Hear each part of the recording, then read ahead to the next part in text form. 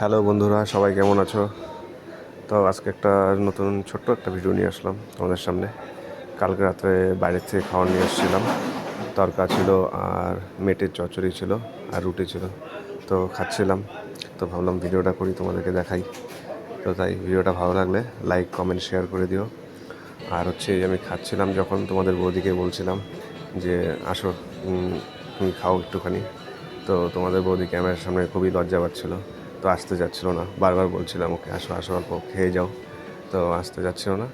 তো লাস্টে আসছে, তো প্রচণ্ড লজ্জা পাচ্ছিলো আর বলছিল এই ভিডিওটা ফেসবুকে ছাড়বে না ছাড়বে না।